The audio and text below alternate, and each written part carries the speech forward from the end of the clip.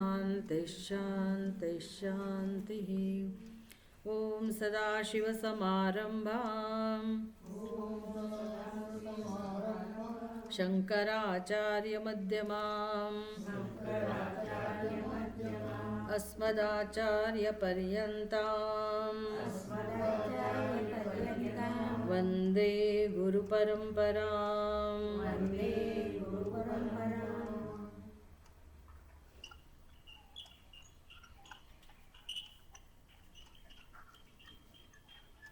કોકિલાબેન, તમારું માઇક્રોફોન ખુલ્લું છે.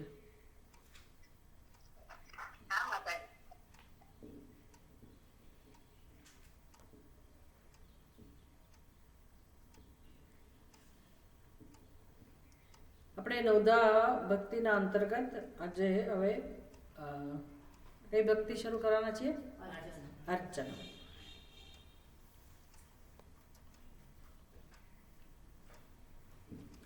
પાદ સેવનમ ભક્તિ પૂરી થઈ.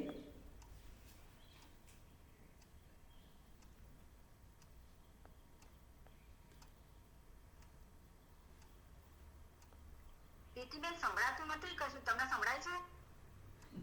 કેમ આવું કરો છો તમે?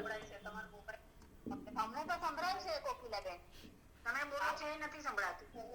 તો તમારામાં કઈ ફોનમાં તમે પેલું હું બોલું છું સંભળાય છે? બોલું છું સંભળાય છે તમને? હા, ના પેલા કોકિલાબેન ને નથી સંભળાતું. હવે બંધ કરો તમારા બધાના માઇક્રોફોન. જેને ના સંભળાય હવે પોતાનું મોબાઈલનું સોલ્યુશન શોધી કાઢે. અહીંયા ડિસ્ટર્બન્સ થાય છે. હવે તમે લોકો તમારા માઇક્રોફોન બંધ રાખો, ઓડિયો બંધ રાખો પ્લીઝ. કોકિલાબેનનું છે ને માઇક્રોફોન ખુલ્લું છે. હા, હવે બંધ કરો. તો અર્ચન ભક્તિ હવે શરૂ થાય છે. અર્ચનમ એટલે ભગવાનની અર્ચના.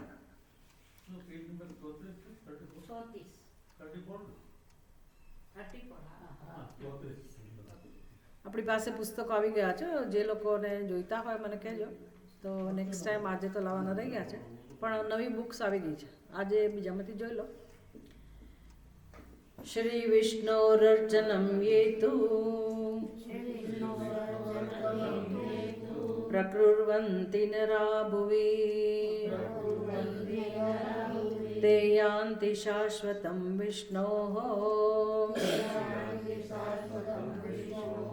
આનંદમ પરમં પદમ. કારણ કે જે નવદા ભક્તિ શ્રવણમ કીર્તનમ પાદ સેવનમ, એમાં વિષ્ણુ શ્રવણમ, વિષ્ણુ કીર્તનમ, વિષ્ણુ પાદ સેવનમ અને વિષ્ણુ અર્ચનમ. ભગવાન વિષ્ણુ એના અર્ચનની વાત છે. એટલા માટે વિષ્ણુ રહસ્યમાંથી આ શ્લોક લેવામાં આવેલો છે. શ્રી વિષ્ણુ અર્ચનમ યે તુ પ્રકૃર્વંતિ નરાહ ભુવિ તે યાન્તિ શાશ્વતમ વિષ્ણો આનંદમ પરમમ પદમ. યે નરાહ ભુવિ, ભુવિ એટલે કે આ પૃથ્વી ઉપર મૃત્યુલોકની અંદર, યે નરાહ જે મનુષ્યો ભગવાન શ્રી વિષ્ણુની અર્ચના કરે છે. અર્ચના એટલે પૂજા. તો પૂજા અર્ચના કરે છે તે લોકો વિષ્ણો શાશ્વતમ પદમ આપનોતિ યાન્તિ. તો વિષ્ણુ ભગવાનનું જે પદ છે તે શાશ્વત પદને, પરમ પદને એ લોકો પ્રાપ્ત કરે છે. ભગવદ્ ગીતામાં ભગવાન આ પદની વાત કરે છે. ભગવાન કહે છે કે મારું પરમ પદ. શ્રી કૃષ્ણ ભગવાન એટલે વિષ્ણુ ભગવાન જ થયા. ભગવાન કહે છે કે યદ ગત્વા ન નિવર્તન્તે તદ્ધામ પરમમ મમ.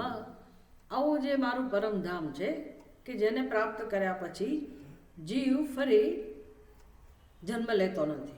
એટલે કે એ મારા સ્વરૂપને જ પ્રાપ્ત કરે છે, મારા પરમધામને પ્રાપ્ત કરે છે. મોક્ષનું વર્ણન કર્યું.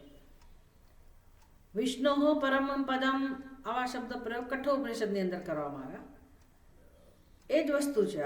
અહીંયા પણ એ જ મહિમા છે કે જે લોકો આ સંસારમાં રહીને ભગવાનની અર્ચના પૂજા કરે છે એ લોકો ભગવાનના જે અવિનાશી આનંદ સ્વરૂપ પરમપદ છે એને પ્રાપ્ત કરે છે.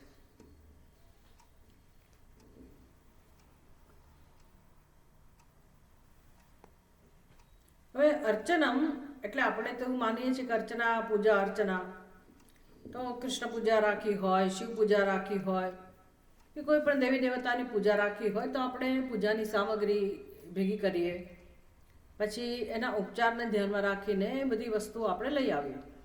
ભગવાનની પૂજા ક્યાંથી શરૂ થાય? તો કે પહેલાં ભગવાનની પધરામણી થાય, આસનમ સમર્પયામી, પછી એમ આપણે આવાહન કરીએ, આસનમ આપીએ, પછી એમને અર્ઘ્ય આપીએ અને ધીરે ધીરે પછી એમનું સ્નાન વગેરે વિગ્રહ જે પધરાયો હોય એનો આપણે અભિષેક કરીએ. અભિષેકમાં પણ જે તે દેવી દેવતા એમને જે જે પ્રિય હોય દ્રવ્યો એનાથી આપણે એ ભગવાનનો વિધિસર મંત્રોચ્ચાર સાથે આપણે ભગવાનનો અભિષેક કરીએ. સરસ રીતે સ્નાન કર્યા પછી એમાં ઘણા બધા દ્રવ્યો હોય જે આપણે જાણીએ જ છીએ. શિવજીની પૂજા હોય તો એમાં અનેક પ્રકારના દ્રવ્યો હોય, કૃષ્ણ ભગવાનની પૂજા હોય તો એને અનુરૂપ અનેક દ્રવ્યો હોય, ગણપતિ ભગવાનની પૂજા હોય તો એને અનુરૂપ દ્રવ્યો હોય. એટલે જે જે દેવતાને જે જે પ્રિય છે બધું ધ્યાનમાં રાખીને આપણે એમનો અભિષેક કરીએ, મંત્રોચ્ચાર સાથે વિધિ સાથે આવો અભિષેક કરીએ એ ઉપચારને અંતર્ગત છે. અને પછી ભગવાનને જે વસ્ત્રો અર્પણ કરીએ, ઉપનયન અર્પણ કરીએ, એમનું તિલક કરીએ અને પછી ફૂલોથી આપણે અર્ચના કરીએ. એટલે ઘણીવાર એમની અંગ પૂજા એ વિશેષ નામ હોય ભગવાનના, એનાથી ભગવાનની આપણે પહેલાં અર્ચના કરીએ, પછી ભગવાનની અષ્ટોત્તર 108 નામ એને ધ્યાનમાં રાખીને ભગવાનની અર્ચના કરીએ. સમય હોય તો આપણે 1008 વિષ્ણુ સહસ્ર નામ, 1000 નામ, લલિતા સહસ્ર નામ, દેવીના 1000 નામ, એવી રીતે 1000 નામ જો સમય હોય તો આપણે એ પ્રમાણે ભગવાનની અર્ચના કરીએ.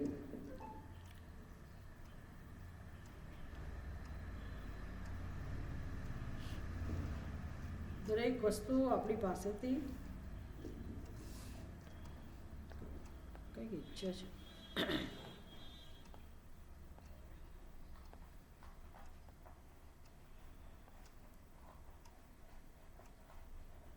એટેન્શન, દરેક વસ્તુ આપણી પાસેથી એનું આપણું ધ્યાન ખેંચે છે. જો તમે ધ્યાન ના આપો તો એ નિયંત્રણ બહાર જતું રહે. આમાં એવું જ છે, ગમે ત્યારે ડિસઅપિયર થઈ જાય અને ક્યાંક આપણો હાથ લાગી જાય તો જતું એ રહે.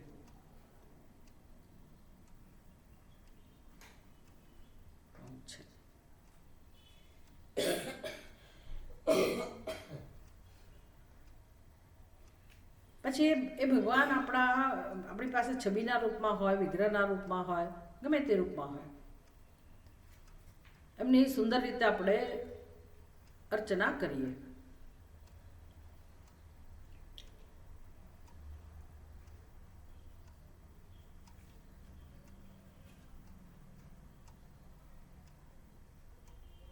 અર્ચનાના અનેક પ્રકાર, આ તો આપણે પુરાણોક્ત પૂજા આજકાલ કરતા હોઈએ છીએ.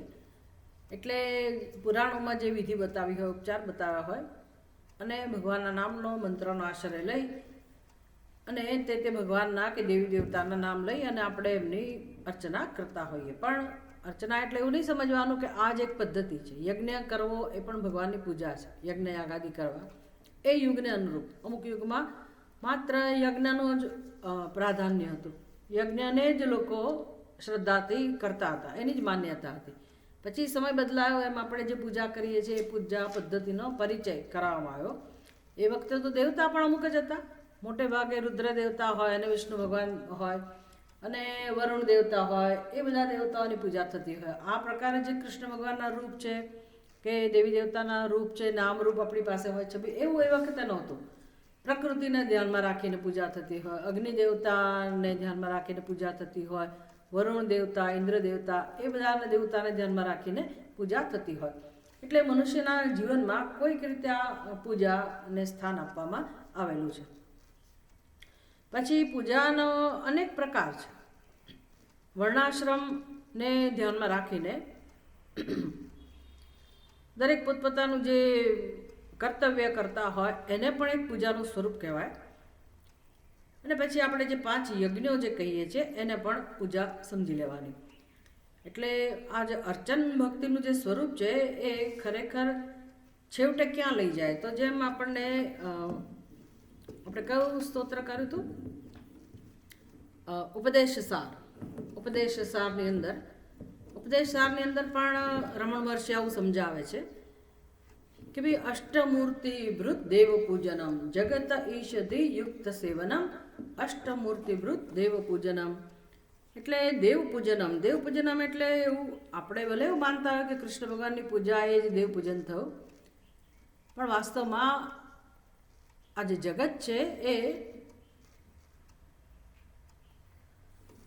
સમગ્ર જગત એ ઈશ્વરનું સ્વરૂપ છે, સગુણ બ્રહ્મ છે. એટલે હવે પૂજાની જે આપણી જે વ્યાખ્યા છે એ એક સમય બદલાવવી જોઈએ. ભગવદ્ ગીતામાં પણ ભગવાન આવું શીખવાડે છે કે પહેલાં તમે તમારા મંદિરમાં કોઈ દેવી દેવતાની સ્થાપના કરો, પધરાવો ભગવાનને, અને તમે પૂજા કરો. દિવસના સવારના પહોરમાં તમે થોડોક સમય ભગવાન સાથે પસાર કરો અને ભગવાનની પ્રેમથી પૂજા કરો. પણ પછી એમ કરતાં કરતાં તમારે તમારા વ્યક્તિત્વનો વિકાસ કરવાનો છે. વ્યક્તિત્વનો વિકાસ એટલે સમજનો વિકાસ કરવાનો છે. કઈ રીતે, તો કે આ તો એક ટ્રેનિંગ સેન્ટર જેવું છે. આપણે જે આપણા દેવી દેવતાની પૂજા કરીએ એ બરાબર છે, જીવનનો આધાર છે, પણ પછી આપણી સમજ એવી વિકસતી જાય તો વ્યવહાર કરવા માટે, કારણ કે મને ક્યાંય ભગવાનના દર્શન થઈ શકે એમ નથી. એટલે આપણી જે બુદ્ધિમાં સમજ છે એને ધ્યાનમાં રાખીને એક વિગ્રહ આપવામાં આવ્યો કે તમે એ વિગ્રહમાં શ્રદ્ધા રાખી અને તે દેવતાનું આવાહન કરો અને એની પૂજા કરો. પણ છેવટે તો ક્યાં પહોંચવાનું છે? ખરેખર વિકાસ કોને કહેવાય, ખરેખરી પૂજા કોને કહેવાય? એટલે આપણી બુદ્ધિમાં એક નમ્રતા આવે, પ્રેમ ભાવ આવે, પૂજ્ય ભાવ આવે, સાત્વિકતા આવે, એનું નામ આંતરિક વિકાસ. તો એના માટે તો શું કરવું પડે? ખાલી હું એક નાના ભગવાનને મારા મંદિરમાં રાખું એના માત્રથી થતું નથી. એક કર્મ બની જાય, ભગવાન સાથે સંબંધ સ્થાપિત થાય. પણ જગત તો છે જ ને, આપણી આજુબાજુની જગત તો છે જ, આપણા ઘરના સભ્યો પણ છે, કુટુંબના સભ્યો છે, પરિવાર છે, એ બધાની સાથે પણ વ્યવહાર તો કરવાનો જ છે ને. એટલે આખો દિવસ તો આપણે ભગવાન પાસે બેસી ના શકીએ. કેટલા કલાક તમે બેસીને પૂજા કરી શકો? જેટલો સમય પૂજા કરો એટલું તમને સારું લાગે, પણ પછી બાકીના સમયમાં શું? એટલે બાકીના સમયમાં આપણે આપણી સમજથી જીવન જીવીએ છીએ, આપણી સમજને સત્ય માનીને આપણે વ્યવહાર કરીએ છીએ અને જીવન જીવીએ છીએ. એટલે એ જીવન તો આપણું જુદું રહે જ છે પાછું, ખરો ને? એ વ્યવહાર તો આપણો રહે જ છે. અને એમાં આપણે ભગવાનને સ્થાન આપીએ છીએ કે ભાઈ સવારનો થોડોક સમય ભગવાન માટે કાઢ્યું, સંતોષ લઈએ છીએ કે ચલો ભાઈ જીવનમાં કશુંક કર્યું, ભગવાન માટે કશુંક કર્યું. પણ શાસ્ત્ર શું ઈચ્છે છે, અથવા તો શું થવું જોઈએ, મનુષ્ય દ્વારા શું થવું જોઈએ, મનુષ્યનો વિકાસ કહો, અથવા તો મનુષ્યને જે મૂળભૂત ઈચ્છા છે એને જે મોક્ષ પ્રાપ્ત કરવો છે અને જે બંધનમાંથી મુક્ત થવું છે, દુઃખમાંથી મુક્ત થવું છે, અને એની જે મૂળભૂત ઈચ્છા છે કે કેમ હંમેશ માટે દુઃખમાંથી મુક્ત થવું અને પૂર્ણતાને પ્રાપ્ત કરવી, શાંતિનો અનુભવ કરવો, આનંદનો અનુભવ કરવો, એ જે જીવની મુખ્ય જરૂરિયાત છે અને જે જરૂરિયાત લઈને જ મનુષ્ય જન્મે છે.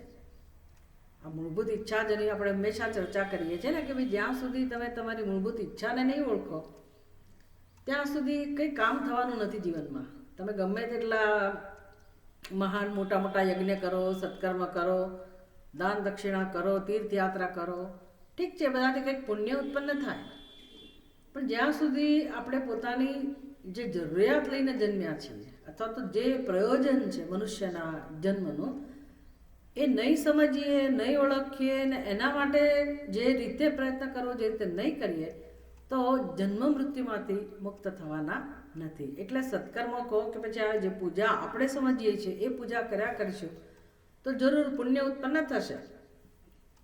જો સકામ પૂજા હશે તો પુણ્ય ઉત્પન્ન થશે, સુખ મળશે કોઈક રીતે, પણ એ સુખ કેવું હશે? પાછું જતું રહેનારું. ક્ષીણે પુણ્ય મર્ત્ય લોકમ વિશંતિ, એ નિયમને આધારે સુખ મળે ખરું પણ પાછું નાશ પામે. જો નિષ્કામ ભાવથી પૂજા કરી હશે તો અંતઃકરણ શુદ્ધિ થશે, જરૂર એ રીતે થોડોક વિકાસ થશે, પણ ખરેખર જે આપણે મોક્ષ જોઈએ છે, દુઃખમાંથી છૂટવું છે હંમેશ માટે, બંધનમાંથી મુક્ત થવું છે, તો પછી તો આપણે આપણી આ જરૂરિયાતને ઓળખીએ અને મનુષ્યના જીવનનું જે ધ્યેય છે, લક્ષ્ય છે, કેમ કરીને તમે તમારા સત્ય સ્વરૂપને જાણો. હવે આપણું સત્ય સ્વરૂપ એટલે શું? મારું એક સત્ય સ્વરૂપ હોય, તમારું એક સત્ય સ્વરૂપ હોય અને બીજા બધાનું એક સત્ય સ્વરૂપ હોય એવું નથી. જુદા જુદા કોઈના સત્ય સ્વરૂપ નથી, સત્ય એક જ હોય. અને એ સત્ય છે સર્વમ ખલ્વિદમ બ્રહ્મ, જે ઉપનિષદ કહે છે કે ભાઈ જે છે તે બ્રહ્મ છે, જે છે તે પરમાત્મા છે. એટલે કીડી, માકડ, મચ્છર, સિંહ, વાઘ, પશુ, પક્ષી, જે કંઈ જીવાત્માઓ છે, મનુષ્યો છે, દેવતાઓ છે, રાક્ષસ છે, એ બધાનું સત્ય બ્રહ્મ જ છે, પરમાત્મા જ છે. તો મનુષ્યનું સત્ય પણ શું હોય? આપણું સત્ય પણ શું હોય? પરમાત્મા જ હોય. એટલે એ સત્યને જ્યાં સુધી આપણે ન ઓળખીએ, અને જગતમાં પણ એ જ સત્ય છુપાયેલું છે, જગતનું તત્વ પણ એ જ છે અને આપણું તત્વ પણ એ જ છે, તો ભેદ તો છે નહીં, દ્વૈત તો છે નહીં. તો પછી કેમ આપણે દ્વૈતનો અનુભવ કરીએ છીએ? કેમ જીવત્વનો અનુભવ કરીએ છીએ? આવું બધું આપણે જો જાણીએ, શીખીએ આ બધું, તો આપણને સમજાય કે આ મનુષ્યનો જન્મ આ જે ખોટી સમજ છે એને દૂર કરવા માટે છે. હવે જે વ્યક્તિને આ સમજાઈ ગયો કે ભાઈ મારી બુદ્ધિમાં જે સમજ છે, એટલે સૌની બુદ્ધિમાં અજ્ઞાન જ છે, સૌની જે આ સમજ છે કે હું જુદી, હું જુદો, એટલે કે હું જીવ અને બાકીનું જગત મારા કરતાં જે જુદું છે, અને ઈશ્વર તો વળે ક્યાંક અન્યત્ર છે, સ્વર્ગલોકમાં છે. જેમ અહીંયા કહ્યું ને કે ભાઈ વિષ્ણુ પરમમ પદમ આપનોતી, તો વિષ્ણુનું પરમ પદ એટલે કોઈ જાણે કે લોક હોય. અહીંયા શાશ્વત પદ ન, શાશ્વતમ પરમમ પદમ યાંતિ એવો શબ્દ પ્રયોગ કર્યો. એટલે આપણને એમ થાય કે વિષ્ણુ ભગવાનનું કોઈ પદ હશે, જેમ ગોલોક, વૃંદાવન, વૈકુંઠ લોક, ભગવાનનું વૈકુંઠ ધામ, એમ આપણને એમ થાય કોઈક હશે ધામ. ભલે હોય તો ભલે રહું, પણ છતાંય એ કંઈ પરમપદ નથી, વિષ્ણુનું પરમપદ નથી. એ વૈકુંઠ ધામ ખરું, કદાચ સગુણ બ્રહ્મનું જો એવું કંઈ ભગવાનની રહેવાની જગ્યા હોય તો એ હોઈ શકે, એની ના નથી. પણ પરમપદ કોને કહેવાય? પરમપદ નો અર્થ શું થાય? વિષ્ણુ પરમમ પદમ એટલે શું? પરમપદ એટલે યદ ગત્વા ન નિવર્તન્તે, જ્યાં ગયા પછી પાછા આવવાનું નથી. વૈકુંઠમાં કોઈ પરમેનન્ટ ના હોય. વૈકુંઠમાં મને જગ્યા મળે કદાચ, તો કેટલા સમય માટે હોય?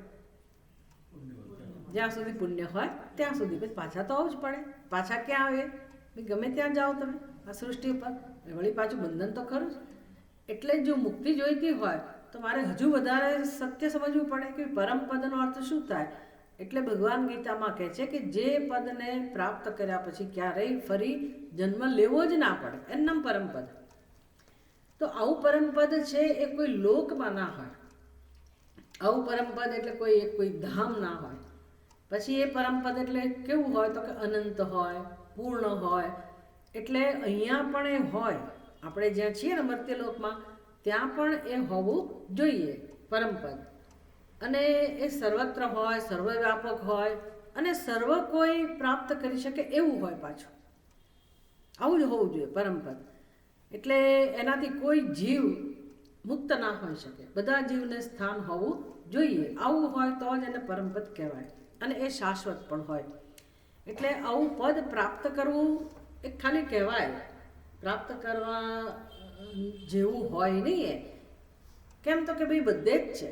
એક તો બધી જગ્યાએ હોય, બધા સમયે હોય અને બધાનું સ્વરૂપ હોય, એને જ પરમપદ કહેવાય. એટલે ભલે આપણે પોતાને જીવ કહેતા હોઈએ, પણ આપણું સત્ય પણ એ જ પદ હોય. જે જીવો આપણને મનુષ્ય કરતાં ભિન્ન જણાય છે, તો એ મનુષ્યનું સ્વરૂપ પણ એ જ પદ હોય. સ્વર્ગનું સત્ય પણ એ હોય, વૈકુંઠ ધામનું સત્ય પણ એ હોય, પાતાળ લોકનું સત્ય પણ એ હોય, પૃથ્વી લોકનું સત્ય પણ એ જ હોય. એનું નામ પરમપદ, જે સર્વત્ર હોય, સર્વ સ્થળે હોય, સર્વ પ્રાણી માટે ઉપલબ્ધ હોય, બધાનો સમાવેશ કરનારું હોય અને હોય જ. પ્રાપ્ત થઈ શકે એવું ના હોય, કારણ કે હોય જ. જે ન હોય એ પ્રાપ્ત થાય, અથવા અમુક જગ્યાએ હોય ને એને પ્રાપ્ત કરી શકાય. જેમ સ્વર્ગ છે એ પદ થયું, પણ અહીંયા નથી, એટલે ભવિષ્યમાં પ્રાપ્ત થાય. ભવિષ્યમાં પ્રાપ્ત થાય એટલે પછી એની શરતો હોય. આ શરીરે આપણે પ્રાપ્ત કરી શકીએ નહીં. એટલે આ શરીર છોડવું પડે, પછી ભવિષ્યમાં તેને તમે પ્રાપ્ત કરો અને એને અનુરૂપ શરીર પ્રાપ્ત કરીને તમે ત્યાં જાઓ. આ બધી શરતો હોય. જ્યારે પરમપદમાં આવી કોઈ શરત હોય નહીં. એટલે ખૂબ બધી સમજ માંગી લે કે પરમપદ કેવું હોય, તો કે અત્યારે આ ક્ષણે અહીંયા જ સર્વ માટે જે ઉપલબ્ધ હોય અને પૂર્ણ હોય, અનંત હોય, સર્વત્ર હોય. તો પછી આવું પરમપદ જો હોય જ તો મને અનુભવ પણ થવો જોઈએ, આપણને અનુભવ પણ થવો જોઈએ. તો આપણને અનુભવ થતો નથી. કેમ નથી થતો? કારણ કે આપણે એને જાણતા નથી. અને એ પરમપદ એટલે આપણું આત્મ સ્વરૂપ પણ હોવું જોઈએ, તો એને જાણતા નથી. એટલે હવે ભગવાને આપણને અથવા તો વેદમાં કે શાસ્ત્રમાં આપણને જે ઉપાય બતાવવામાં આવે, અથવા ભાગવતની અંદર પ્રહલાદજી કહે છે કે જે લોકો ભગવાનની આ પ્રકારે ભક્તિ કરે છે એ જ ખરેખર ઉત્તમ પ્રકારનું શિક્ષણ છે. આવું એમણે કહ્યું એ શ્લોકની અંદર, જે આપણે શરૂઆતમાં બોલ્યા ને. કયો શ્લોક? શ્રવણમ કીર્તનમ વિષ્ણુ. એ શ્લોકની અંદર પ્રહલાદજી સ્પષ્ટ કહે છે કે મારી દ્રષ્ટિએ આ ઉત્તમ પ્રકારનું અધ્યયન છે, ઉત્તમ પ્રકારનું શિક્ષણ છે. તો શિક્ષણ કહો, શિક્ષા કહો, વિદ્યા કહો, જ્ઞાન કહો, ઉત્તમ પ્રકારનું આ જ્ઞાન છે. કયું જ્ઞાન? વિષ્ણુ ભગવાનની અર્ચના વગેરે કરવું, ભગવાનની પૂજા કરવી, શ્રવણ કરવું, કીર્તન કરવું. એટલે ખરેખર તો આ બધા સાધનો છે. શેના માટેના? ભગવાનને જાણવા માટેના. એટલે ભગવાનના સ્વરૂપને જાણવું.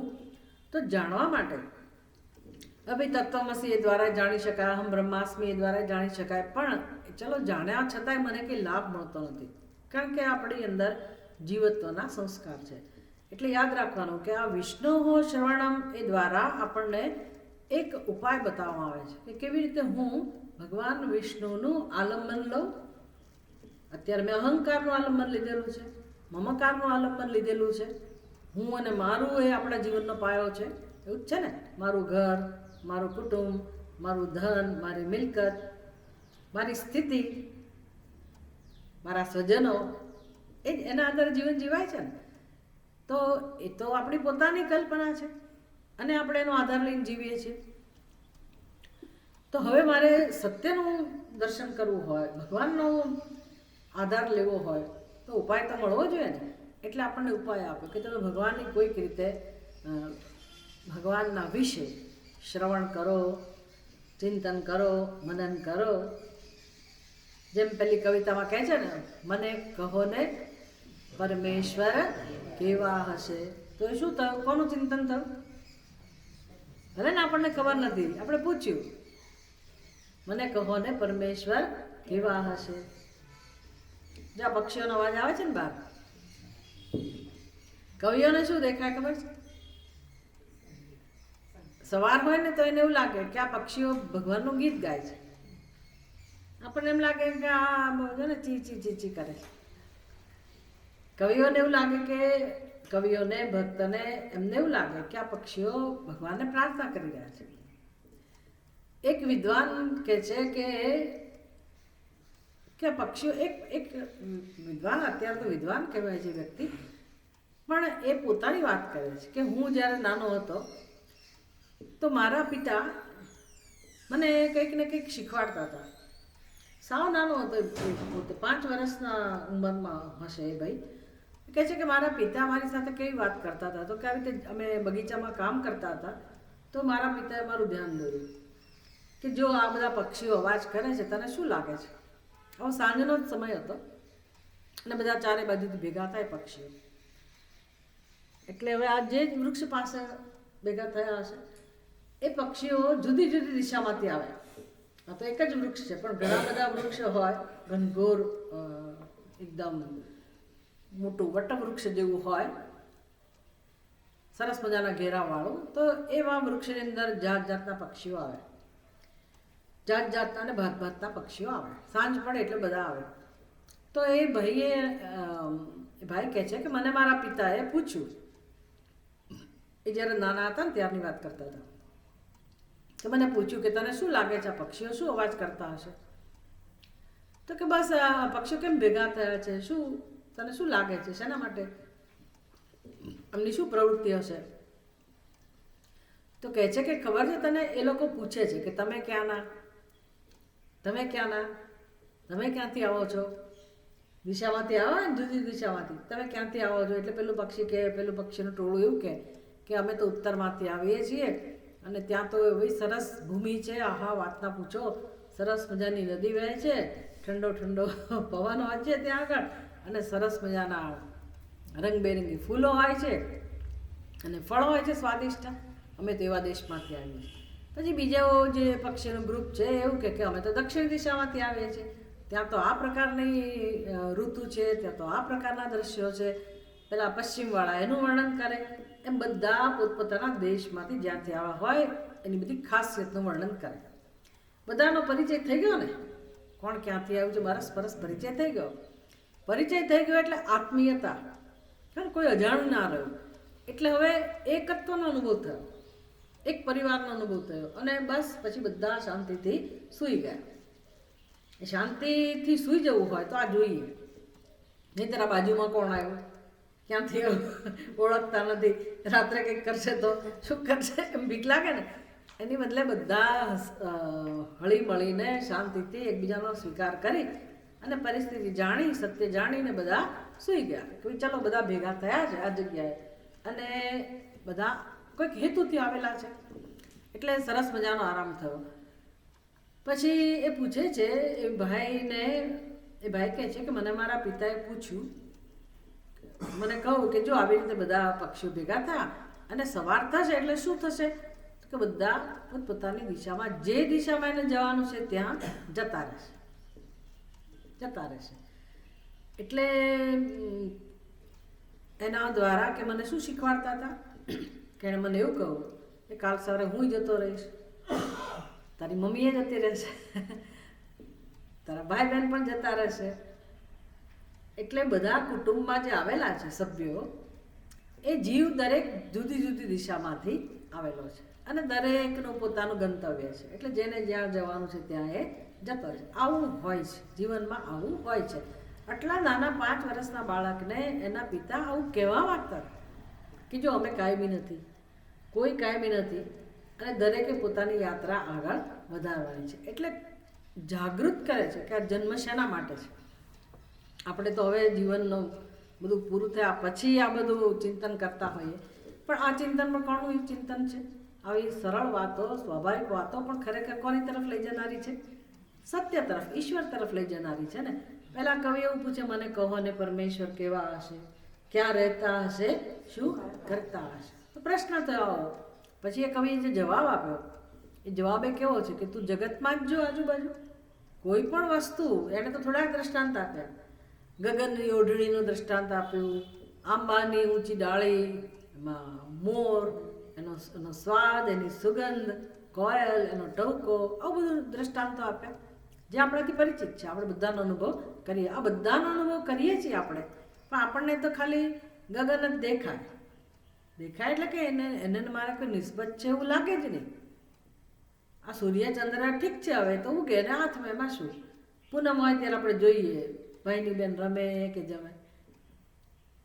હતો ને નાનપણમાં પોષી પૂનમડી, ગુજરાતીઓને ખબર હશે શું કરતા હતા પૂનમના દિવસે. પૂનમના દિવસે શું કરતા હતા? પૂનમ શેના માટે હતી? પોષી પૂનમ શેના માટે હતી? એ જ કહું છું, એ દિવસે શું કરતા હતા નાનપણમાં? ભગવાનની ભક્તિ કરે, મંદિરમાં જાય. એ તો ઠીક છે, આપણે ત્યાં બધા ઉત્સવો કેવી રીતે છે કે ભાઈની બહેન ખબર છે ને અંદર પેલી પોળી બનાવે અને અંદર કાણું હોય, પછી એમાંથી જોવાનો ચંદ્રમાને, અને પછી પૂછે ભાઈને કે ભાઈ ભાઈની બહેન જમે કે રમે. તો સૌરાષ્ટ્રમાં બધું હોય, ડાયો ભાઈ હોય તેમ કે જમે, એને જમવા મળે, આખો દિવસ ભૂખી રહી હોય તો.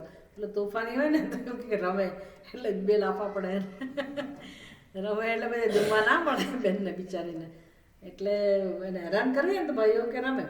પણ એ બધું તો ઠીક છે, એ તો ભાઈ બહેનના પ્રેમ, અને પણ મહત્વ શું હતું, ચંદ્રમા સાથે કેમ આપણે જોડાવું, ચંદ્રમાનો મહિમા, સૂર્યનો મહિમા, એ માટે બધા વ્રત હોય, ઉત્સવો હોય આપણે ત્યાં, કે આપણે કુદરતનું મહત્ત્વ સમજીએ, કુદરતમાં રહેલા પરમાત્માનું મહત્ત્વ સમજીએ, અને એ છે તો આપણે છીએ, એના આધારે આપણે છીએ. પછી એક દિવસ એવો આવે કે એ જ છે, આપણે નથી. જેમ નરસિંહ મહેતાઓ દર્શન કરતાં કરતાં એમણે જોયું, એમણે જાણી લીધું અખિલ બ્રહ્માંડમાં એક હતું શ્રી હરિ જુજવે રૂપે અનંતવાસ. તો એની દુનિયા જતી રહી. પહેલાં એને જ્યારે એના પત્નીનું અવસાન થયું, બાળકોનું અવસાન થયું, દુઃખ લાગ્યું હશે. ત્યારે એને કહું ભલું થયું ભાંગી જંજાળ. હવે આપણે કે એવું ના બોલી શકીએ. આપણે બોલી શકીએ? કોઈ કહેતો હોય આપણને દુઃખ લાગે, તમે આવું કહો છો મને? ભલું થયું ભાંગી જંજાળ, કોઈનું મૃત્યુ થયું તો એવું કહેવાય? એવું કહેવાતું હશે? તો એમણે કેમ એવું કહું? કારણ કે એમને ખબર હશે કે ભજન કરવું હશે તો આમાંથી મુક્ત થવું પડશે. એટલે અને મુક્ત થવું એટલે શું? એને એ પણ ખબર હશે કે છેવટે મારે સત્યને જાણવાનું છે. સત્યને જાણવાનું છે એટલે શું? તો કે આવી જંજાળ જે છે તો આપણી કલ્પના છે, જંજાળ નથી. જે છે તે ઈશ્વર છે. આપણે એને મારું મારું કરીને જીવીએ છીએ ને. આ મહાન અજ્ઞાન છે. એમાંથી ક્યારે મુક્ત થવાનું? એટલે જ્યારે એમણે ભજન કર્યું ભગવાનનો, ભગવાનનો આશ્રય લીધો અને પરમાત્માના સ્વરૂપને જાણી શક્યા, એની દ્રષ્ટિ બદલાય, ત્યારે એમણે કહ્યું અખિલ બ્રહ્માંડમાં એક હતું શ્રી હરિ. પવન હતું, પાણી હતું, ભૂમિ હતું, ભૂધરા, વૃક્ષ થઈ ફાલી રહ્યો આકાશ કે ફૂલી રહ્યો આકાશ. એક જ ઈશ્વર, એનું દર્શન કરી શક્યા. તો કોઈક કરી શકે છે એનો અર્થ કે હોવું તો જોઈએ છે, એ સત્ય હોવું જોઈએ. આપણને નથી કરી શકતા એટલે એનો અર્થ એવો નહીં કે સત્ય નથી. આપણે નથી કરી શકતા એટલે શું? આપણે આપણી બુદ્ધિમાં અજ્ઞાન છે અને આપણે ઈશ્વરનું દર્શન કરવું જ નથી. આપણે આપણો સંસાર છોડવો જ નથી. પણ આપણો સંસાર છે જ નહીં ભાઈ. આમ પકડી રાખો તોય શું? તમારો સંસાર છે જ નહીં ને, માટે કોઈ દિવસ કોઈને કશું હાથમાં આવતું જ નથી. મારું મારું કરીને ખાલી મરી જઈએ છીએ બસ. કંઈ બને છે આપણું? કોઈ કશું કંઈ બને છે? શરીરે મારું બનતું નથી ને. શરીરે છોડીને જતું રહેવું પડે છે. તો પછી તમે શરીરના માધ્યમથી તો બીજી વસ્તુને મારી કહો છો. કઈ વસ્તુ આપણી છે? આ જાણવાનું ક્યારે જીવનમાં? એટલે આ જાણવા માટે આલંબન છે ભક્તિ. એટલે વિષ્ણુ અર્ચનમ એટલે પેલી હું કૃષ્ણ ભગવાનની પૂજા કરું મારા ઘરમાં, ઠીક છે, એ મને મારા હૃદયમાંથી પ્રેમ ભાવ વ્યક્ત કરવા માટે છે. હું કશું કરતાં શીખું. પછી એમ કરતાં કરતાં મારી દ્રષ્ટિને મારે વિકસાવવાની છે. ક્યાં સુધીની દ્રષ્ટિ બનાવવાની છે? અખિલ બ્રહ્માંડમાં એક હતું શ્રી. બધે હું એ વિષ્ણુને જોતા શીખું. તો એનો ઉપાય તો ખરેખર ગીતામાં ભગવાન આપે છે કે કેવી રીતે આપણે આપણા કર્મો ભગવાનને અર્પિત કરીએ, બધી ભાવનાઓ ભગવાનને અર્પિત કરીએ, વિચારોને આપણે શુદ્ધ કરીએ અને અજ્ઞાનને દૂર કરીને આપણે સર્વત્ર પરમાત્માના દર્શન કરતા શીખીએ. રમણ મહર્ષિ એની રીતે વાત કરે છે, આપણને ઉપદેશ આપે છે કે તમે જગતને ઈશ્વરના સ્વરૂપે જુઓ. જગત ઈશધિ યુક્ત સેવનમ. આપણે એ જ જે ઈશ્વરની સૃષ્ટિ છે, જે જગત ઈશ્વર રૂપ છે, એ જગતને આપણે મનુષ્ય રૂપે જોઈએ છીએ, પ્રાણી રૂપે જોઈએ છીએ, પશુ રૂપે જોઈએ, એવા રૂપમાં જોઈએ છીએ. કારણ કે એવા નામરૂપ દેખાય છે અને એવા જ એક નામરૂપને આપણે પોતાનું સ્વરૂપ કહીએ છીએ. પછી એના જે લાગતા વળગતા હોય એને મારા કહીએ છીએ. એટલે આપણી બુદ્ધિમાં તો મનુષ્ય, પશુ, પક્ષી, જળ, ચેતન, સ્ત્રી, પુરુષ અને એનાથી વધારે મારું ને તારું, સારું ને ખરાબ, અનુકૂળ ને પ્રતિકૂળ, સમજ પડે છે ને? આમાંનું એક પણ વસ્તુ બહાર કશે નથી. એ બધું ક્યાં છે? કેવળ મારી બુદ્ધિમાં. અને ક્યારથી? અને આપણને કેટલું વાલું લાગે છે બધું, સમજ પડે છે ને? સંસાર હવે સત્ય હોય તો ભગવાનને કંઈ વાંધો નથી. ભગવાન કે આપણી ઈર્ષા નથી કરતો કે આપણી પાસેથી બધું જૂટવી લેવું હોય. પણ આપણે જે સમજ ધરાવીએ છીએ એનું આટલું પણ સત્ય નથી. હા, એનો અર્થ એવો નહીં કે કશું નથી. બધું જ છે. મનુષ્યો છે, પશુઓ છે, પક્ષીઓ છે, જેને તો મારું બધું છે, પણ એમાંનું કશું મારું કહી શકાય એવું નથી. આ શરીર પણ છે, શરીરની જે વ્યવસ્થા છે એ પણ છે. ભૂખ તરસ છે, ભૂખ તરસને એના જવાબ રૂપે જે કંઈ ભગવાને બનાવ્યું એ બધું જ છે. પણ આપણી સમજ પ્રમાણે કશું નથી. આપણે જેને સમજીએ છીએ એવું નથી. તો પછી એ કેવું છે? તો કે ઈશ્વર જ છે અને એ જ પ્રગટ થયેલો છે. એટલે આ દર્શન મને પ્રાપ્ત થાય જીવંત બુદ્ધિમાંથી, હું સંસારી છું એ દ્રષ્ટિમાંથી, આ જે પૂર્ણતા છે એની દ્રષ્ટિ પ્રાપ્ત થાય એના માટે આ ભગવાનનો આલંબન લઈ, ભગવાનનો આધાર લઈ અને નવધા ભક્તિ એનો મહિમા છે. એટલે જો અર્ચનમ એટલે યાદ રાખવાનું, આટલો વિસ્તારથી આપણે સમજ્યા શેના માટે? તો ખાલી અચ્યુતાય નમઃ, અનંતાય નમઃ, નારાયણાય નમઃ એટલું બોલીને આપણે સવારે પૂજા કરી લઈએ અને સંતોષ માનીએ છીએ કે મેં પૂજા કરી લીધી, એટલાથી અટકવાનું નથી. એ શરૂઆત છે. પછી આપણા બધા વિચારો જે છે એ એવા સરસ બને કે ભગવાનની પૂજા માટે યોગ્ય બને. આપણા સંકલ્પ એવા બને કે જે ભગવાનને ગમે. તો તમે ધારો કે પૂજા કરતા હો તો તમને કરમાયેલું અને દુર્ગંધવાળું, સુકાયેલું એવું ફૂલ ચડાવવાનું મન થાય ભગવાનને? તાજા તાજા ફૂલ લઈએ ને, સરસ સરસ સુગંધીદાર હોય, આપણે જેને સાચા કહીએ, આમ તો બધા સાચા હોય પણ આપણે જેને સાચા ફૂલ પાછા કહીએ, ગુલાબ હોય, મોગરો હોય, તો એ ભગવાનને ચડાવીએ છીએ ને. કેમ? તો કે ભગવાનને તો એવું જ ગમે ને. તો પછી મનમાં વિચારો જે જન્મે છે, મનમાં જે સંકલ્પો જન્મે છે, એનાથી ધારો કે મારે ભગવાનની પૂજા કરવાની હોય તો સંકલ્પ કેવો ચડાવવો જોઈએ? કયા સંકલ્પથી ભગવાનની પૂજા કરવી છે? શુભ સંકલ્પ કે અશુભ સંકલ્પ? શુભ સંકલ્પ. તો સંકલ્પ તો ગમે તે આવે આપણા મનમાં, ગમે તે જન્મે, કે આપણા હાથમાં નથી. સંકલ્પ તો ગમે તે આવે, પણ હું રોકી શકું કે ભાઈ મારે ખરાબ સંકલ્પ કરવો નથી. એટલે રોજ મારા મનને હું કહું, રોજ સવારે હું નક્કી કરું કે ભગવાન મારામાં શક્તિ નથી, તમે મારી અંદર શ્રેષ્ઠ સંકલ્પ જન્માવો અને એ સંકલ્પો દ્વારા ભગવાનની પૂજા કરીએ કે ભાઈ આજે ભગવાન મારાથી નાનામાં નાનું કાર્ય પણ સરસ રીતે થાય, સાવધાનીથી થાય, ભગવાન તમારી પૂજાના રૂપમાં થાય. ભદ્રમ કર્ણેભિ શૃણુયામ દેવાહ, ભગવાન હું કલ્યાણકારી વસ્તુઓનું શ્રવણ કરું. ભદ્રમ પશ્યેમ અક્ષભિર યજત્રાહ, એ ભગવાન હું સારી સારી વસ્તુઓનું દર્શન કરું, કલ્યાણકારી વસ્તુઓનું દર્શન કરું. આવું મારા જીવનમાં બને, આજના દિવસમાં એવું બને. હું આત્મભક્તિ જે કંઈ કર્મ કરું એ કર્મ ભગવાન આપને પહોંચે. ભગવાનને કઈ રીતે પહોંચે? ભગવાનને પણ હું ધારો કે અહીંયા કંઈક કર્મ કરતી હું, કોઈ નાના છોડને પાણી પીવડાવતી હોઉં, તો એ ભગવાનને કઈ રીતે પહોંચે? પહોંચે કે ના પહોંચે? શું માનો? આપણને એમ કે ખાલી પાણી પીવડાવ્યું, ભગવાનને પહોંચે. ક્યારે ભગવાનને પહોંચે? જો એની અંદર ભગવાન હોય તો જ એને પહોંચે. બરાબર ને? ત્યાં હોવો જ જોઈએ ભગવાન. એવું નથી કે ક્યાંક બીજે ભગવાન છે અને હું આને પાણી પીવડાવું ત્યાં પહોંચે. જે મારી નજર સમક્ષ છે એ ઈશ્વર જ હોવો જોઈએ. તો પછી હું જે વ્યવહાર કરું, જેની સાથે કરું, એમાં હું સાવધાની રાખું કે ભાઈ આ મારું કર્મ ઈશ્વરને જ પહોંચવાનું છે છેવટે. તો પછી એ મારું કર્મ હું એવી રીતે કરું કે બીજાને દુઃખ ના પહોંચે, સુખ પહોંચે. મારો પ્રયત્ન એવો હોય, ભલે સ્વામી વ્યક્તિ એને જે સમજવું એ સમજે, પણ મારો ભાવ, મારો પ્રયત્ન આ પ્રકારનો હોય તો પૂજા થઈ કે ના થઈ? થઈ કે ના થઈ? બસ આવું રોજ રોજ શીખીએ. પેલી સવારની પૂજા તો કરવાની જ આપણે કરીએ, પણ બાકીના સમયમાં જે કામ આપણે ઘરના કરવાના હોય, ઘરના કે બહારના, બધામાં જ્યારે આ સમજ આવે તો એ આખો દિવસ આપણો શેમાં પસાર થયો કહેવાય? પૂજામાં. પૂજામાં. પણ તો યાદ આવવું જોઈએ ને.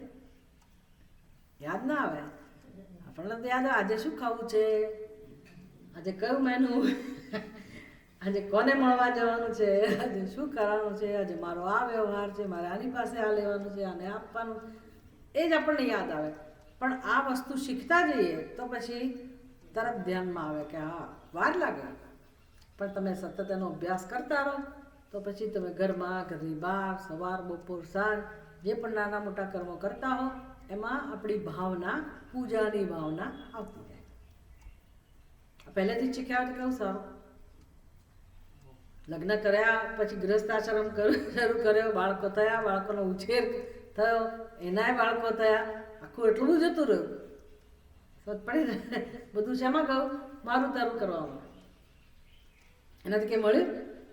નવું કશું તમારું થયું હતું? એ જતું રહ્યું ખરેખર. તો તમારી સ્વતંત્રતા જતી રહી, નિર્દોષ આનંદ જતો રહ્યો, ઘણું બધું જતું રહ્યું, કંઈ વાંધો નહીં. પણ મળ્યું તો નહીં જ ને નવું કશું, નવું કશું નથી મળ્યું. કોઈ તમારું થયું, કોઈ બન્યું તમારું? તો રહસ્ય છે, કહેવાય કેવી રીતે બધા ખબર તો પડી જાય ને કે ભાઈ એવું બન્યું નથી. તમે કોઈ ના થયા, કોઈ તમારું થયું, કોઈ થશે એવું લાગે છે? ભાઈ ગમે તેટલું કોઈ પ્રોમિસ કરે, વચન આપે કે તમે બીજાને વચન આપો, તમે કોઈ ના થઈ શકો એમ નથી કે કોઈ તમારું થઈ શકે એવું જ નથી. કારણ કે બધા કોના હાથમાં છે? ઈશ્વરના હાથમાં. કરતા હરતા કોણ છે? સંચાલન કરનાર કોણ છે? પરમાત્મા. તો પછી એ જ છેવટે કરનારા હોય તો હું સીધો એની સાથે સંબંધ કેમ ના રાખું? આ બધી તો વ્યવસ્થા છે, ભગવાનનો પ્રસાદ છે. મને આ પ્રકારે વ્યવસ્થા મળી એવું તો યાદ રાખી શકીએ ને. ભાઈ આ કાયમી નથી, આપણે તો જીવીએ છીએ કેવી રીતે? આ જ મારું સત્ય હોય, આ પ્લેટફોર્મ જ કાયમી હોય, એને જાણે છોડવાના જ ના હોઈએ એવી રીતે જીવીએ છીએ ને. તો પછી તો ભૂલ કોની છે? જો એવી સમજને કારણે અત્યારે જ્યાં જેને આપણે આપણું કહીએ છીએ, જેનો આધાર લઈએ છીએ, ત્યાં ખરેખર ઈશ્વર હોવા છતાંય લાભ નથી મળતો. સમજ પડી? ત્યાંય ઈશ્વર હોવા છતાંય આપણને લાભ નથી મળતો. કોને કારણે? મારું તારું કરવાને કારણે. હું અને મારું એ જ આપણી સમજ છે. એને કારણે ઈશ્વરનો જે લાભ મળવો જોઈએ, એનું જે દર્શન થવું જોઈએ આપણને, એ થતું નથી. અને આપણે પુણ્ય મેળવવાની લાલસામાં, ભવિષ્યમાં સુખી થવાની લાલસામાં જીવન આપણું પૂરું કરીએ છીએ. આ જન્મમાં તો કંઈ નહીં, આવતા જન્મમાં તો મને મળશે ને એમ માનીને આપણે ભગવાનને ભજીએ છીએ, પ્રાર્થના કરીએ છીએ. પણ એ તો બાળક માટે હોય, એટલે કે જેને કશી ખબર નથી એના માટે. આ સત્સંગ કોના માટે છે? સમજ પડે ને? નવદા ભક્તિ એટલે શું? પછી વેદાંત તો એનાથી વધારે. પણ આ ભક્તિ ખરેખર કોને કહેવાય? આવી આપણી સમજ બનતી જાય એ ખરી ભક્તિ છે. આપણે ખાલી એવું માનીએ, દીવો કર્યો એટલે હું ભક્ત છું, માળા કરીએ એટલે અમે ભગવાનમાં માનીએ છીએ, ઉપવાસ કર્યો એટલે અમે ધાર્મિક છીએ, આપણે આવું કરીને સંતોષ લઈએ છીએ. ભલે શરૂઆત ત્યાંથી હોય અને એ કરવું એ તો સારું જ છે, જ શોભે આપણને, એવું જ જીવન શોભે. પણ પછી બુદ્ધિમાં વિકાસ તો થવો જોઈએ ને, આપણી સમજમાં વિકાસ તો થવો જોઈએ ને. એટલે કર્મના રૂપમાં આપણે ભક્તિ કરીને પૂર્ણતા માનીએ છીએ કે હા કરી લીધી ભક્તિ. ભક્તિ કરવાની વસ્તુ નથી. ભક્તિ સિવાય કશું કરવાનું નથી એવી ભક્તિ છે. આપણે સવારે ભક્તિ કરી લીધી, બાકી દુકાન ચલાવીએ છીએ, ઘર ચલાવીએ છીએ, આપણા કર્મો કરીએ છીએ. તો શરૂઆત ભલે સવારથી થઈ, પણ પછી આપણા બધા જ કર્મો ભક્તિ બની શકે છે જો આપણે જાણીએ તો. જો આપણી ભાવના હોય, આપણે ભગવાનને ખરેખર મેળવવા હોય, તો આપણા બધા કર્મો ભક્તિ બનાવવા જોઈએ. કેવી રીતે બને? પણ આવું શીખવા ક્યાં મળ્યું તમને? સત્સંગમાં. સત્સંગ વગર આમ નામ આપણને વિચાર આવે? કોઈક દિવસ કદાચ સૂજે, પણ રોજ રોજ આપણને જે માર્ગદર્શન મળવું જોઈએ એટલે ક્યાંથી મળે? સત્સંગમાં. કેમ સત્સંગમાંથી મળે? કારણ કે કોનો સત્સંગ કરીએ છીએ? ભાગવતનો, રામાયણનો. પડે ને? રામચંદ્રજીનું જ્યાં વર્ણન હોય, કૃષ્ણ ભગવાનનું જ્યાં વર્ણન હોય, જ્યાં જીવન જીવવાની રીતિનું વર્ણન હોય, પ્રેમ લક્ષણા ભક્તિનું વર્ણન હોય, નવદા ભક્તિનું વર્ણન હોય, અથવા ઉપનિષદ હોય, ભગવદ્ ગીતા હોય, એનો સત્સંગ. એનો સત્સંગ કરીએ છીએ એટલા માટે આપણને માર્ગદર્શન મળે છે.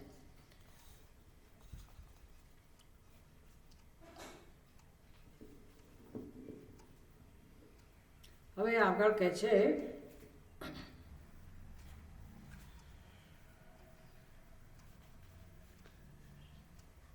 भगवान में अनन्य प्रेम होकर सबको उसकी प्राप्ति हो जाए, इस उद्देश्य से परम श्रद्धा पूर्वक स्वयं आचरण करना या करवाना इसका प्रयोजन है. अर्चन भक्तिનું પ્રયોજન કહું કે છેવટે અર્ચન ભક્તિ દ્વારા આપણે શું શીખવાનું છે? પ્રેમનું પ્રાગટ્ય. આ બધું કરવાથી જે આટલો વિસ્તારથી આપણે સમજ્યા ને કે ભાઈ આવી સમજ દ્વારા હું જેમ જેમ કર્મ કરતા શીખું તો શું થાય ખબર છે? શું બને? શું બનતું હોવું જોઈએ? શું બની શકે?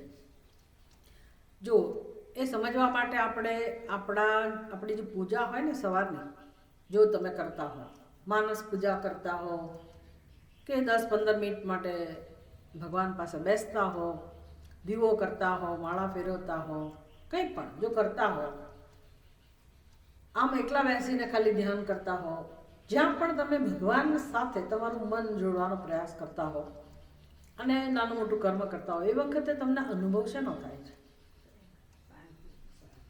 શાંતિનો અનુભવ કહો, પ્રેમનો અનુભવ કહેવાય કે નહીં, સાત્વિકતાનો, પવિત્રતાનો, આ બધા અનુભવ થાય છે ને. તો એ અનુભવ ક્યાંથી પ્રગટ થાય છે? પોતાનામાંથી પ્રગટ થાય છે ને. તો જુઓ, અંદર હોવો જ જોઈએ, એનો અર્થ એવો થયો અંદર પ્રેમ કો, શાંતિ કો એ હોવી જ જોઈએ. કેવી રીતે પ્રગટ થઈ? આ પ્રકારના કર્મ દ્વારા, જેમાં તમે ભગવાનનો આલંબન લીધેલું છે. કોઈક રીતે ભગવાન તમારી સાથે જોડાયો, તમે બુદ્ધિથી જોડાયા, વિચાર કરતા હો, મેડિટેશન કરતા હો, મનથી જોડાયા, પૂજા કરતા હો તો તમારા હાથ પગથી, કર્મથી, ખરું ને, બધા ઉપચારોથી કોઈક રીતે તમે ભગવત તત્વ સાથે તમારા મનને જોડ્યું, કર્મનો આધાર લીધો અને એ કર્મ દ્વારા તમને પ્રેમની અનુભૂતિ થઈ. હવે કર્મ તો કર્મ છે. તમે ભગવાનને દીવો કર્યો તો એ જ અગ્નિને, એ જ મેચ બોક્સને, એ જ તમારો હાથ છે, નવું કશું નથી. કર્મ જ છે ને. ફૂલ તમે ભગવાનને ચડાવ્યા, તમે ઝાડ ઉપરથી તોડીને તમારા માથામાં નાખો કે બીજાને આપો, ફૂલ જ છે. તો એક કર્મ કેવી રીતે પ્રેમનું પ્રાગટ્ય, પ્રેમ પ્રગટ કરવા નિમિત્ત બન્યું? એ જ કર્મ, એ જ પદાર્થો, એનો અમુક રીતે ઉપયોગ કર્યો તો તમને પ્રેમની અનુભૂતિ થઈ, આનંદની અનુભૂતિ થઈ, શાંતિની અનુભૂતિ થઈ. વસ્તુઓ તો એની એ જ છે, કર્મ પણ એનું એ છે. તો એ પ્રેમ પ્રગટ્યો શેના કારણે? કારણ કે તમે તમારા મનને પરમાત્મા સાથે જોડ્યું. હવે કે નિયમ છે કે એ જેને તમે અર્પિત કર્યું એમાં જ પરમાત્મા છે, એવો નિયમ છે? તમે તુલસી ક્યારે દીવો કરો તો પ્રેમનો અનુભવ થાય જ છે ને, નહીં થતો? તો એના અર્થ કે તુલસીમાં કોણ હોવું જોઈએ? ભગવાન હોવા જ જોઈએ ને. એને તમે જળ ચડાવો તો એ પ્રેમનો અનુભવ છે. સૂર્યનારાયણને અર્ઘ્ય આપો તો એનો અર્થ શું થયો? સર્વત્ર ભગવાન હોવો જ જોઈએ. તો હું જ્યાં પણ વ્યવહાર કરતી હોઉં, જે પણ કર્મ કરતી હોઉં, એ કર્મ દ્વારા મારા હૃદયમાંથી પ્રેમ પ્રગટાવી શકાય કે ના પ્રગટાવી શકાય? કોઈ પણ વ્યક્તિ કેમ ના હોય, પોતાના હૃદયમાંથી પ્રેમ પ્રગટાવી શકે કે ના પ્રગટાવે? કર્મ દ્વારા પ્રગટાવી શકે કે ના પ્રગટાવી શકે? પ્રગટાવી શકે. કઈ રીતે? ભગવાન સાથે પોતાના મનને જોડવાથી. કર્મ છે, વસ્તુઓ છે, બધું એનું એ જ છે. અહીંયા મુખ્ય વસ્તુ શું થાય છે? આપણે આપણા મનને ભગવાન સાથે જોડતા શીખીએ છીએ. તો ભાઈ પહેલાં તમે તમારા મંદિરમાં જે ઠાકોરજી છે એને તમારું મન અર્પણ કરો, પછી બહાર પણ જે પરમાત્મા છે એને પણ જોતા જાઓ અને તમારા મનને ભગવાન દ્વારા ભગવાન સાથે જોડી અને તમારા કર્મો દ્વારા તે વ્યક્તિઓ, તે સ્થળ, તે કર્મમાં પૂજા, એ દ્વારા પૂજા કરીને તમે ભગવાનને પ્રસન્ન કરો. બસ આ એક જ સિદ્ધાંત છે. એટલે શ્રદ્ધાપૂર્વક આવી રીતે આચરણ કરવું અથવા બીજા પાસે કરો, સાથે ભેગા થઈને તમે કરતા હો. ધારો કે આપણે અત્યારે આ સત્સંગ કરતા હોઈએ તો બધાએ ભેગા થઈને કરીએ છીએ, તો બધાનું મન જો ભગવાનમાં લાગે, ખાલી શ્રવણ જ કર્યું છે કે હું બોલતી હો, તમે સાંભળતા હો, વિચાર કરતા હો, પણ ભગવાન સાથે જો આપણું મન જોડાયું હોય તો શ્રવણ કરતાં કરતાં પણ આનંદ થાય કે ના થાય? પ્રત્યક્ષ આપણને અનુભવ છે ને આ બધો. તો મુખ્ય સાધન કયું છે? ભગવાન સાથે કેમ કરીને જોડાવું. કે જરૂર નથી કે એક જ વિગ્રહમાં મારું મન લાગે. સર્વત્ર ભગવાન છે તો હું સર્વત્ર પણ મારા મનને આ રીતે ભગવાન સાથે હું જોડી શકું. જગતનો આધાર લઈને પણ આ અર્ચન ભક્તિનું સ્વરૂપ છે. અને છેવટે એ અર્ચન ભક્તિ આપણને તત્વ જ્ઞાન સુધી લઈ જાય છે. અને એ દ્વારા પછી તો તમે ભગવાનના ભક્તોની સેવા કરો. આવા સંગ દ્વારા, સેવા દ્વારા તમારા મનને તમે ભગવાન સાથે લઈ જાઓ, ભગવાન પાસે લઈ જાઓ. એમ કરવા દ્વારા કહે છે કે મનુષ્યને જેની પણ ઈચ્છા છે એ ઈચ્છા એની સરળતાથી પૂરી થાય છે. ભાગવતમાં કહું છે સ્વર્ગાપવર્ગયો પુંસામ રસાયામ ભૂવિ સંપદામ સર્વાસામ અપી સિદ્ધિનામ મૂલમ તચ્ચરણાર્ચનમ. ચરણાર્ચનમ એ પાદ સેવન તો પૂરું થઈ ગયું, ફરી પાછું ચરણાર્ચનમ એટલે પેલું ભગવાનના પાદની સેવા હતી એ અર્ચના શબ્દ છે એટલે ચરણ અર્ચન. પણ ભગવાનનું ચરણ કહો કે ભગવાનનો વિગ્રહ કહો આવવાનું જ, તમે સેવાની વાત કરો કે અર્ચનની વાત કરો. સ્વર્ગ અપવર્ગયો પુંસામ રસાયામ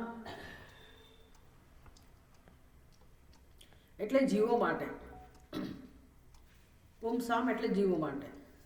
સ્વર્ગ અને મોક્ષ, મર્ત્યલોક અને પાતાળલોક, એમાં જેટલી પણ સંપત્તિ છે ને, સર્વાસામપી સિદ્ધિનામ, ત્રણેય લોકમાં જે પ્રકારની સિદ્ધિ છે એનું મૂળ એટલે સિદ્ધિ પ્રાપ્ત કરવાની મૂળ ક્યાં છે? કયું મૂળ છે? ભગવાનના ચરણોમાં અર્ચન, ભગવાનના ચરણોની પૂજા, અર્ચના દ્વારા ભગવાનની ચરણોની પૂજા. એટલે આ શ્રી ભગવાનના ચરણોનું અર્ચન પૂજન કરવું એ જગતની તમામ પ્રકારની જે સિદ્ધિ છે એની પ્રાપ્તિનું મૂળ અહીંયા રહેલું છે. સિદ્ધિમાં કોને રસ છે? જેને હોય એને રસ તો એને એ મળે, પણ જો ભગવાનમાં રસ હોય તો ભગવાન પણ મળે, એટલે કે મોક્ષ પણ મળે. અને આપણો અતિ પ્રિય ગીતાનો શ્લોક યતઃ પ્રવૃત્તિર્ભૂતાનામ યેન સર્વમિદં તતં સ્વકર્મણા તમભ્યર્ચ્ય સિદ્ધિમ વિંદતે માનવ. બહુ સુંદર શ્લોક છે. 18મા અધ્યાયનો 46મો શ્લોક.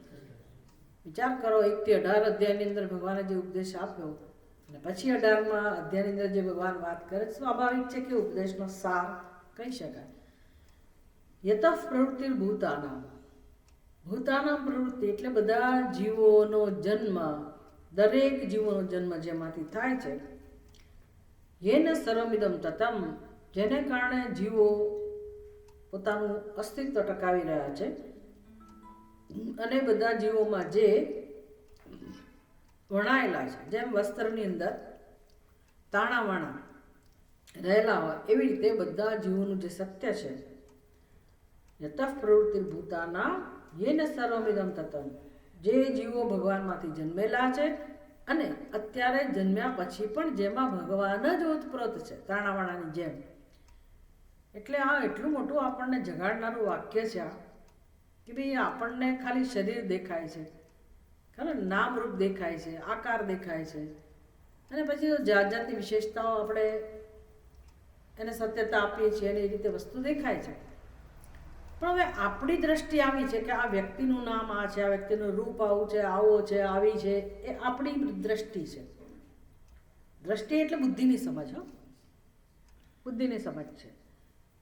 જે ખરેખર આંખો દેખાડે છે ને એ કે આવું નથી દેખાડતી. આંખો એવું નથી દેખાડતી કે આ મનુષ્ય છે. બુદ્ધિ નિર્ણય કરે છે કે આ મનુષ્ય છે, આ સ્ત્રી છે, આ પુરુષ છે. આંખો તો શું દેખાડે છે? રંગરૂપ દેખાડે. આંખોનું કામ છે રંગરૂપ દેખાડવું. હવે એ જે પણ દેખાય છે એ ખરેખર વાસ્તવમાં તો ઈશ્વર છે. ભલે ના જળ પદાર્થ કેમ ના છે, તો ઈશ્વર છે. એટલે હવે આપણને અમુક આકાર એનું દેખાય છે, આકાર છે એની એ ના નથી, પણ આપણે એને પછી એ નામ આપીએ છીએ કે આ ધાતુનું બનેલું છે અને આ કહેવાય, આપણે નામ આપ્યું છે, એનો આ ઉપયોગ છે. એ બધું આપણી વ્યવહારની દ્રષ્ટિ છે.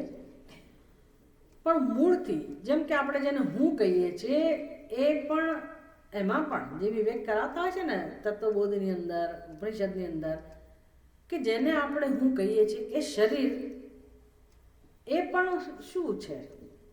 શરીર પણ શું છે?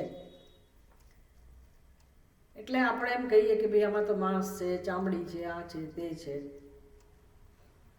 ભલે આપણી સમજ પ્રમાણે આપણે એનું વર્ણન કરીએ, સમજીએ, પણ ખરેખર એનું રહસ્ય શું છે? આ શરીરનું, એમાં એક એક કણ જે છે, શરીરનો એક એક કોષ છે, એ જ્ઞાનથી ભરેલો છે.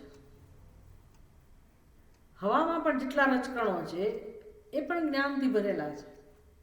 જગતની અંદર કોઈ વસ્તુ એવી નથી કે જે જ્ઞાન સ્વરૂપ પરમાત્માથી જુદી હોય, સ્વતંત્ર હોય. જેને જળ કહીએ છીએ એ પણ જ્ઞાનથી સભર છે. અસ્થિ ભાતિ પ્રિયથી સભર વસ્તુ છે. એટલે કે આ શરીરો પણ ઈશ્વરની જ અભિવ્યક્તિ છે. વિચાર કરો તો કઈ વસ્તુ એવી છે કે જે ઈશ્વર નથી?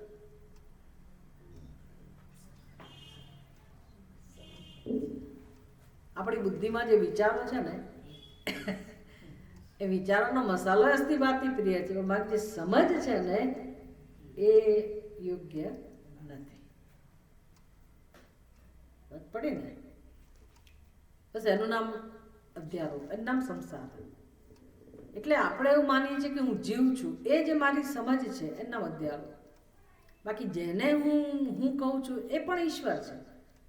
શરીર પણ ઈશ્વર સૃષ્ટિ છે. ઈશ્વર છે એટલે સર્વજ્ઞ સર્વશક્તિમાન એવું કહેવાનું તાત્પર્ય નથી. પણ એ શરીર કેવી રીતે બન્યું, એની ઉત્પત્તિ કેવી રીતે થઈ, એ કેવી રીતે ટકી રહ્યું છે, અને પાછું એ શેમાં જાય છે, તો આપણે વિચાર નથી કરતા ને. વિચાર નથી કરતા. એવો વિચાર કરે ને આપણે આપણામાંથી બાકાત રાખીએ કે આ તો જો કેવી વાતો કરે છે. ભાઈ તમારે આ સમય અત્યારે શેની વાત કરવાની હોય? ઘરમાં હવે જમવાની તૈયારી થઈ રહી હશે, ઘરે પહોંચવું જોઈએ, ફલાણ આવે, આ સિવાય બીજી વાતો કરવાની હોય કે બીજું કશું સૂઝે નહીં. વિચાર નથી કરતા આપણે. પણ વિચાર કરીએ તો ઘણા બધા જવાબ મળે કે ભાઈ આ શરીર જેને હું કહું છું એ શરીર વિશે તો કમસે કમ વિચાર કરીએ. એ કોણે બનાવ્યું હશે, કેવી રીતે બનાવ્યું હશે, શું હશે.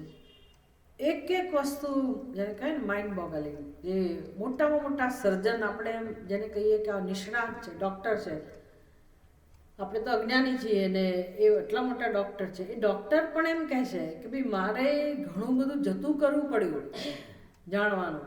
મારે માત્ર આંખને જ જાણવાનો વિષય નક્કી કરવો પડે. બાકી આ શરીરમાં કેટલું બધું જાણી શકાયું હતું.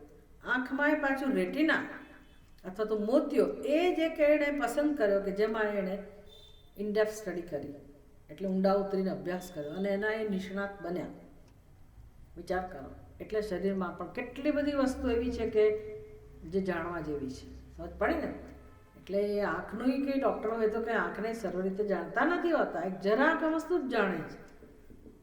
એટલે આ શરીર જો ઈશ્વર સૃષ્ટિ હોય, બધું જ જે આપણને દેખાય છે, સંભળાય છે, શબ્દ, સ્પર્શ, રૂપ, રસ, ગંધ જેનો પણ અનુભવ થાય છે એ બધું જ ઈશ્વર સૃષ્ટિમાં આવે છે. જેમાં આપણું શરીર પણ આવી ગયું, આપણું મન પણ આવી ગયું, આપણી બુદ્ધિ પણ આવી ગઈ, વિચારો પણ આવી ગયા, વૃત્તિઓ પણ આવી ગયા, બધું જ ઈશ્વર સૃષ્ટિમાં જાય છે. તો આપણું શું છે? આપણું શું છે? આપણો ખોટો નિર્ણય એ આપણો છે. પડી ને? ખોટો નિર્ણય આપણા ખાતામાં આવે છે.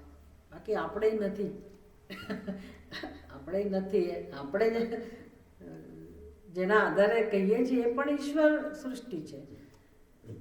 ભૂમિરાપો નલો વાયુ ખમ મનો બુદ્ધિ રે વેચ અહંકાર ઇતિયમ મે ભિન્ના પ્રકૃતિ અષ્ટદા.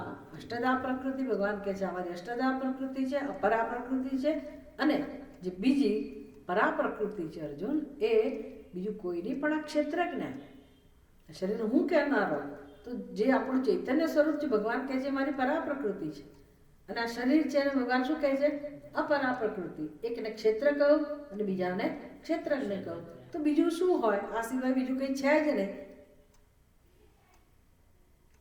આ સિવાય તો કંઈ છે નહીં. જેને ક્ષેત્ર કહીએ છીએ, શરીર કહીએ છીએ, સગુણ કહીએ છીએ, એ પણ ઈશ્વર છે.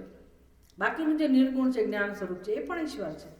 તો પછી બાકી તો કશું છે નહીં ને છતાં આપણી બુદ્ધિમાં આ બે સિવાય બધું જ છે. હકીકતમાં બે સિવાય કશું નથી, પણ આપણી બુદ્ધિમાં જે છે તો કેટલી બધી વસ્તુઓ છે. આ બેને સ્થાન નથી. બુદ્ધિમાં જ સ્થિત, બુદ્ધિમાં જ સિદ્ધ થાય છે ને, તો એને શું કહેવાય? અજ્ઞાન. બાકી સર્વત્ર ઈશ્વર છે. પણ આપણે કેવા પ્રકારના અજ્ઞાનને જીવીએ છીએ, અજ્ઞાનને સત્યતા આપીએ છીએ, જેને કારણે ઈશ્વર સત્ય હોવા છતાં આપણે એનાથી વંચિત રહીએ છીએ. એટલે આ ભક્તિ દ્વારા, સાચી સમજ દ્વારા ધીરે ધીરે આલંબન લઈને આપણે આવું જે ઈશ્વર તત્વ છે એને સર્વમિદમ તત્વમ સ્વકર્મણા તમ અભ્યર્ચ. ગીતાનો ઉપદેશ શું છે? આવું હોવાથી સર્વત્ર, સર્વ સ્થળે, સર્વ સ્થિતિમાં ઈશ્વર જ રહેલો છે. આવું સત્ય હોવાથી હે અર્જુન, જે કોઈ મનુષ્ય ભલે અજ્ઞાની હોય પણ પોતાના કર્મો કર્મ તો કરી જ રહ્યા છીએ ને, તો હવે એ કર્મ હું ઈશ્વરને ધ્યાનમાં રાખીને કરું. તો આ શું થયું? સ્વકર્મણા તમ અર્ચભ્ય તમ અભ્યર્ચ્ય અભિઅર્ચ્ય. અર્ચ એટલે શું? અર્ચના ભક્તિ. આ કર્મો દ્વારા હું ભગવાનની અર્ચના કરું. આ અર્ચન ભક્તિ થઈ. સિદ્ધિ વિંદતિ માનવ. આ અર્ચન ભક્તિથી શું પ્રાપ્ત થાય છે?